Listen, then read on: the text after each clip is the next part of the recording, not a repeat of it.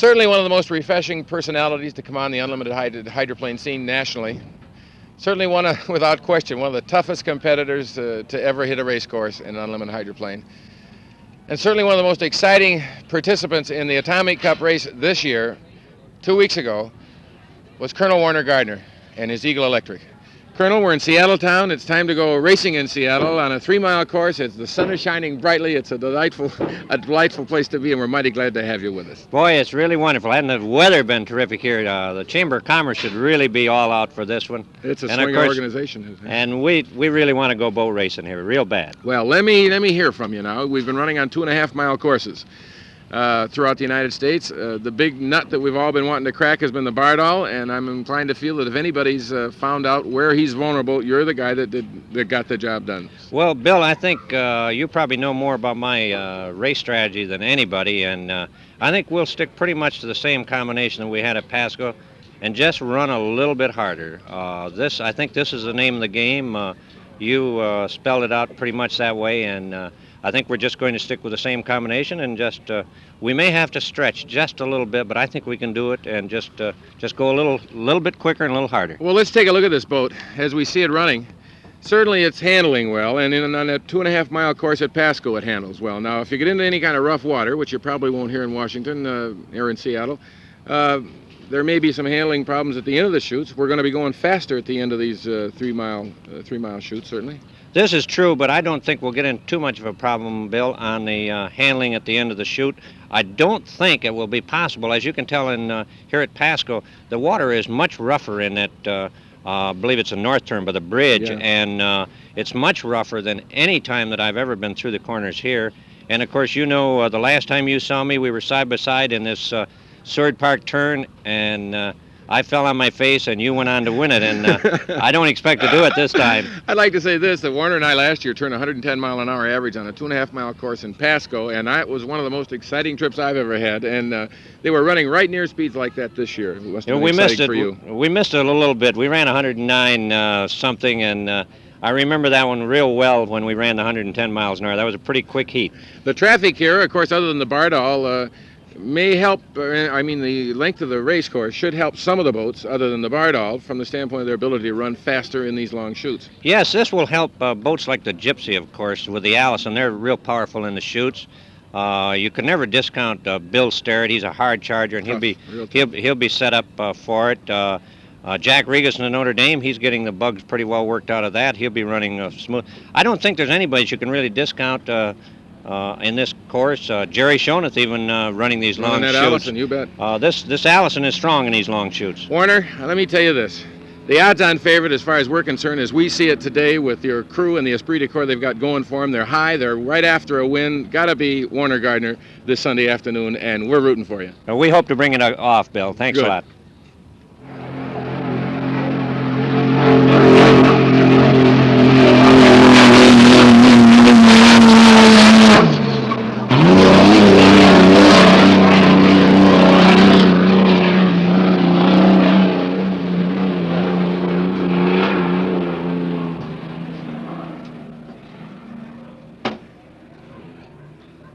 The first lap of Warner Gardner's requalification run and possible record attempt. He did cut out badly on the front straightaway, but has good boat speed through the turn, and now as he exits and comes up the backstretch, he's definitely pouring the coal to it.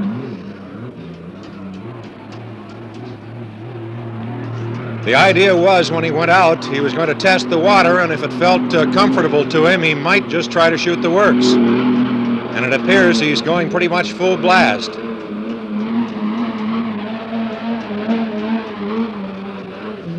The Colonel is setting up for his turn now, so he doesn't want to carry too deep. As he mentioned in his near record run of yesterday, he was not setting up his first turn very well. Otherwise, he easily would have done 121 or 122 miles an hour. Warner, of course, is the winner of the Dixie Cup and the Atomic Cup this year. Seems to not be doing too well in getting up boat speed and squared away. He lost a lot of time.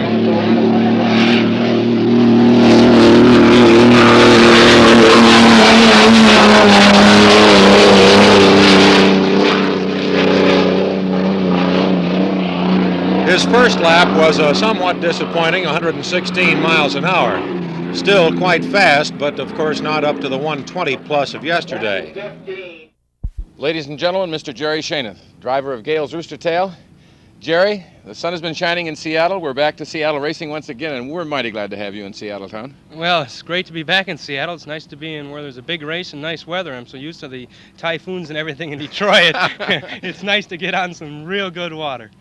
People might like to know that we did postpone the race, or at least it was canceled and rescheduled. The Gold Cup in Detroit will be the 8th of September, and Jerry certainly will be one of the most formidable contenders, Allison-powered, that we've seen in a long time. Jerry, we've been running on 2.5-mile courses throughout the United States this year. Seattle is the first crack that you get to a little longer straightaways and bigger corners. So what's you thinking about racing in Seattle? Well, it's great to see some real good shoot speed for a change. You know, on those 2.5-mile courses, all you get is a lot of good acceleration, but you can't use up all the shoot speed you have, and it's really good to see it. We went out today, tested the boat. We don't have all the real good goodies in it yet, but we're just starting from our stock and going to start building up from there, and the boat seems to be running real good now. Would you say that, of course, you can remember the years when your brother was the major domo, as it were, in the Gale camp, that Eastern boats shoot for the Seattle race. They want all the goodies, as you put it, everything they've got that's good and going fast, ready and prepared to run in Seattle. Do they build special engines for this event here? Yes, the Seattle race is probably one of the top races of the year. This is the race we bring all the engines. We keep men home for the first part of the year to build special engines, and we bring them out here so we can do our best. And actually, I wish my father had a electrical company or a restaurant out here, because I'd like to live here more than 1 or 2 weeks a year. You can come and stay as long as you want. Listen, Jerry, let's talk about your boat now as we see it running. You made some changes in it, certainly structurally or design-wise. The bow's been changed. Could you tell us a little bit about that?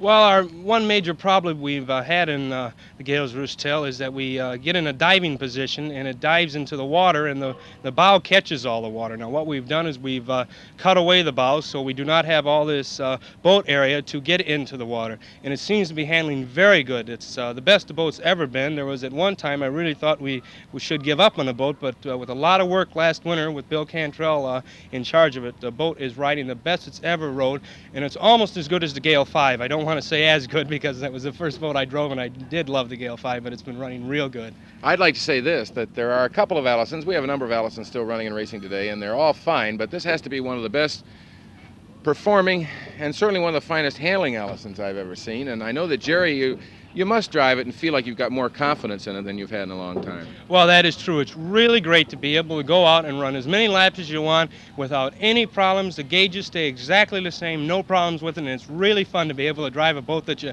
don't have to worry about when pieces are going to start flying by you.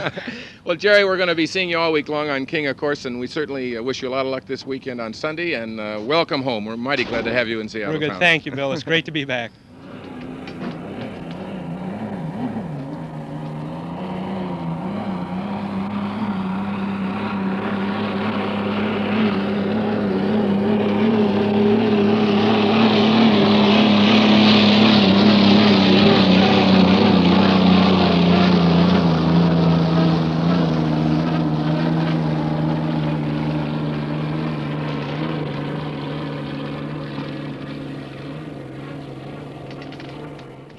The year 1966 in Seattle was a Jim Ranger year, the Seafair Trophy race. Jim, with his My Gypsy, won the boat race going away, did a beautiful job, and captured the imagination of thousands of people on Lake Washington that day. He certainly, without question, won the Driver of the Year award as far as Rookie of the Year was concerned, and the odds-on favorite for Rookie of the Year honors this year is Mr. Tommy Fultz, who's driving the My Gypsy. Tom, it's great to have you in Seattle. Thank you, Bill. It's very nice to be here. You and got let me beautiful tell you, weather. the pressure's on you. Oh, yeah. Isn't it? With a boat like you've had and as successful as it's been, as you mentioned, it's a tough act to follow, Jim Ranger and the My Gypsy. Yeah, I hope we put on a good show. I hope we finish among the top boats. I know Jim's looking awful forward. He has told me that our boat performs better here than any other race course. There isn't any question about it. He had some fantastic shoot speeds and average lap speeds here that many of us are still shooting for. Tom, you came into the sport with an excellent background in speed equipment, and certainly you're a marine-oriented guy, but as you looked at the sport as an outsider before you became a driver, has the sport been everything you thought it would be? Has it been as competitive as you thought it would? Has it been as tough as you thought it would? Has it been frightening as you thought it may have been? Well, you know, Bill, I went to Sacramento to see you and Jim race in 1966 when Jim was a rookie. and I never thought at that time that I would be able to even race with you guys, and I still haven't caught up to you yet, but nevertheless, I'm in there trying. We're learning an awful lot. I still have an awful lot to learn. I appreciate the help that you've given me, by the way. We seem to learn something each race. I don't think myself, I don't get frightened. I'm too busy to get frightened. Oh, you are busy indeed. Yeah, There isn't any yeah. question about that. But you do feel more confident, certainly, than when you came into the, Oh, into the definitely, sport. yeah. Do you feel pressures?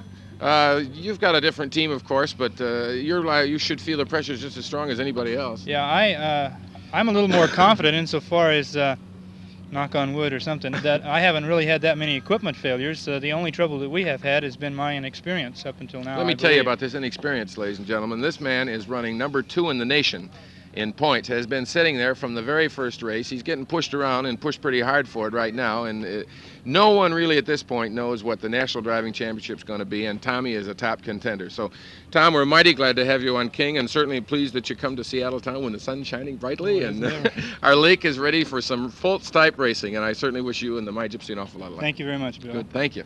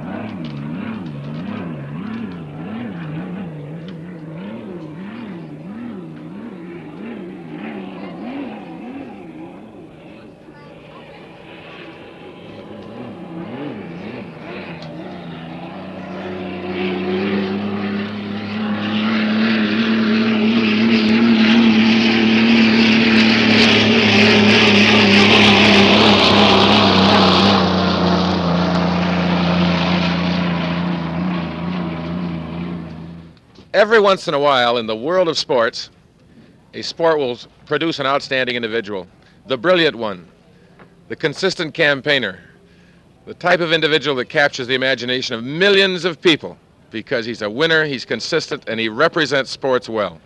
Ladies and gentlemen, I want to introduce you now to a guy who in 1967 really, for the first time with good equipment at least, came on the unlimited scene and became its national champion and our representative throughout the world. We're mighty pleased to have Billy Shoemaker racing with us. He does a great job in representing this state and certainly the sport. And Bill, certainly someone's going to take a shot at Bill Shoemaker this week because you're the nut that everybody wants to crack.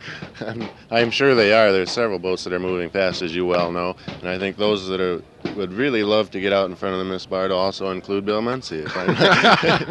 It's going to be a fast track, but I'm inclined to think that some people think that the Eagle Electric, hot off a win from the Atomic Cup, and the guy that he had to beat certainly there was you.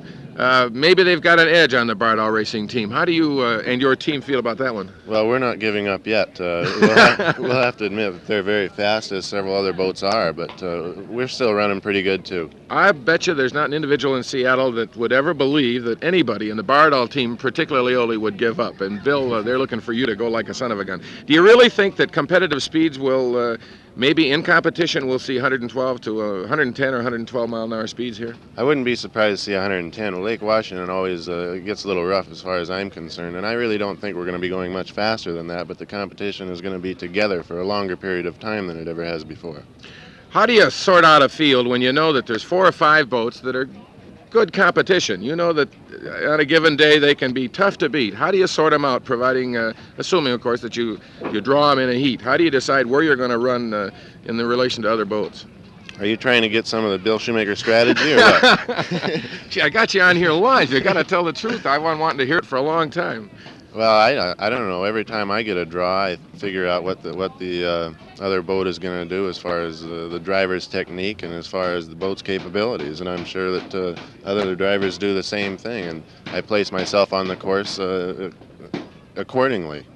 Bill, it's great to have you. You got so many rooters here in town that want to see the checkered lady win this weekend, and more particularly maybe Billy Shoemaker win. And we're certainly going to chase you. You're going to have to work hard, but it'll be a good go. That's what makes the sport fun, Bill. Excellent. Thanks a lot, Bill. Here comes Miss Bardahl at the start of what may be a pretty good run.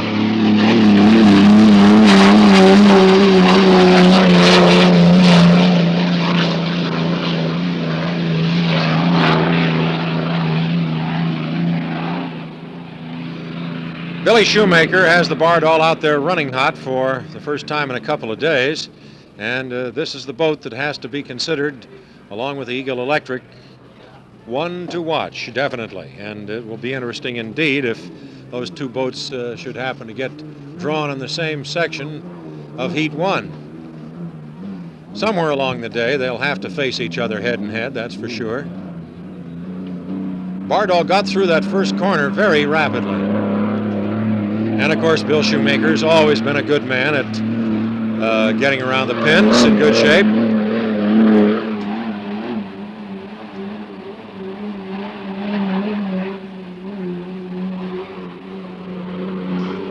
Now he starts his deceleration to enter the left turn or north turn. And just checking on time, his speed could be pretty good, depending on how he gets out of the corner, squared away, and down the chute to the start and finish line. Right now he's standing at 1 minute and 15 seconds, and if he gets down to the finish in about 10 seconds from now, which he could do, he'd be right around 120 miles an hour. Well, he's not going to quite make that, but he's going to be close to it. In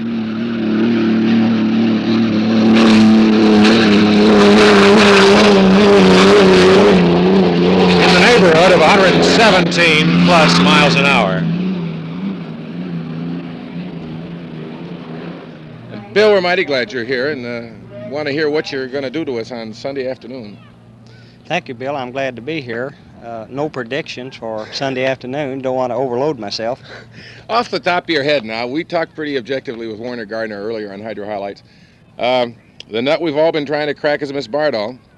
And if anybody's found an area where they might be vulnerable, it seems to be Warner Gardner at this point. Now, your boat certainly is almost identically designed to a Bardahl concept.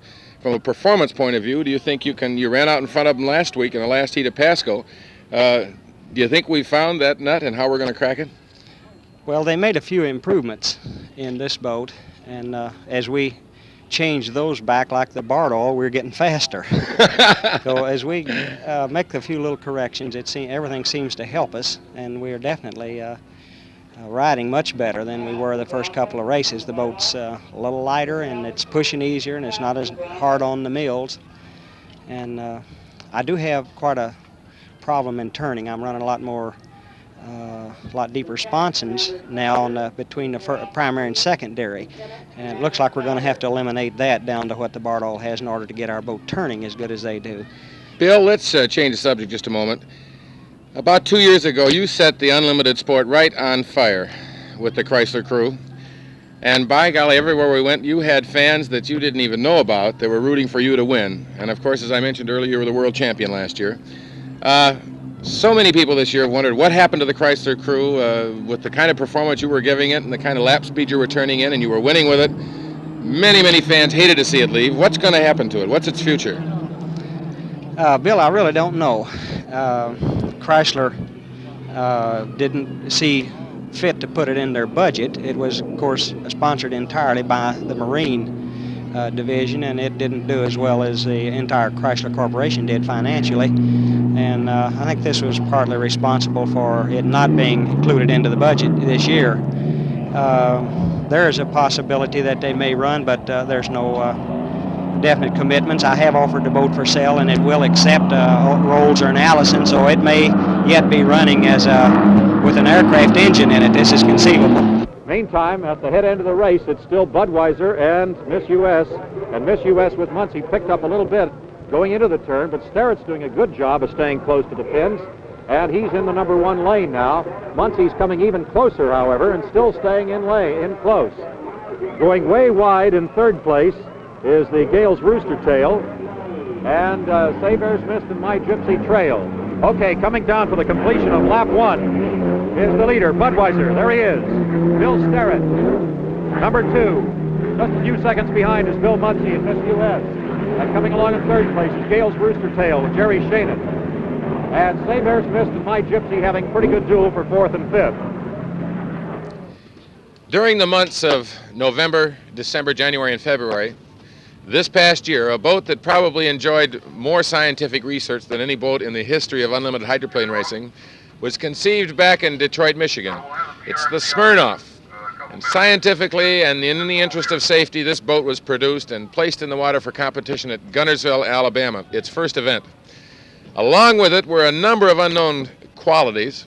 Certainly the hull itself was in the interest of safety and designed to be rugged and fast and quick and be very competitive, but also they had another unknown quantity, one that had been probably enjoyed the most marine-oriented life in the history of unlimited driving, Dean Chenoweth from Xenia, Ohio. It's really Xenia, Ohio. It's a lovely town outside of Dayton. The guy who's captured the imagination of thousands of hydroplane fans as we've traveled across these, our United States, this year. Mr. Dean Chenoweth, who is up for Rookie of the Year honors as he's campaigning along the circuit. And Dean, it's great to have you in Seattle. Thanks a lot, Bill. I really like it. I've only been here about 12 hours so far, but it's really great. Dean, let's state a fact. You came on the unlimited hydroplane scene as a rookie. You came into a team that had great background, prestige, lots of the type of financial backing that's necessary to make it go. You came into an area with individuals who had great experience and that could help you. What do you do about when you have to deal with people like Gold Cup winners Lee Shaineth and Bill Cantrell, who are very interested in your future, and other individuals who try to help you? Well, let me say this. So far, they've been absolutely great. I had no problems, and I really enjoy their company. We've had a great time together, and so far this season, I think we've come a long way. Maybe not in their opinion, but in my opinion, from where we first started in Guntersville, I feel like we've made some progress. I'll tell you this, maybe thus far this year, the Smirnoff hasn't performed up to total expectations. They have great hopes for its future, but the Gale racing team is high on one Dean Chenoweth, and we in Seattle are mighty high on you too, Dean. We're glad to have you. Well, thanks a lot, Bill. I really enjoy the circuit and being with the Unlimiteds. It's going to be fun, but more fun, I think, to talk to, the guy everybody refers to as Pappy. He's probably had more influence on driving and the technique of many of the chauffeurs that you'll see here run on King's Show on Sunday than anybody in the history of the sport. We don't like to refer to him as the grand old man because he isn't a grand old man yet. We just refer to him as Pappy. And Bill Cantrell, it's great to have you back in Seattle. Good to be out here, Bill. It's beautiful weather. We've had it for 2 weeks out here, and I hope it lasts. Listen to that conversation. That's Louisvilleese. Isn't that marvelous? Bill, tell us, just for fun, and I'm curious to know, you take a guy like Dean with a kind of type of background that he's had in marine competition, then how do you groom him and prepare him and make him reach a peak so that he's going to perform to expectations on Sunday afternoon? Well, a guy like him, I don't think you have to do anything. Sometimes they get out there and get a little over anxious, make a little mistake, but so far he hasn't made any. He's just come along like he's an old vet, like he's been in it all his life. And I think that's because he's had a background of outboard racing and limiteds, and he's learned well, and I don't think there's anything that you can take away from the boy at all. Of course, you had a great influence on one Jim Ranger, who won the race here in 1966, and then Tommy Fultz is driving the Mice Gypsy now. So you, along with Dean Chenoweth, you've got three different types of people, different personalities that you've been so successful in grooming them that it's had to have been difficult at times. Well, it has, because Tommy has never had any experience in any boats making a turn on a closed course race, but he has drove fast boats on a straightaway where Gene has had his experience on short courses and long courses too. So there's a difference there, and it's a little bit harder for Tommy to understand and pick up these things, but a veteran like Dean over there, why, there's no problem at all. I'll tell you, I don't care what kind of a veteran you are. It's great to be able to lean on a guy like Bill Cantrell.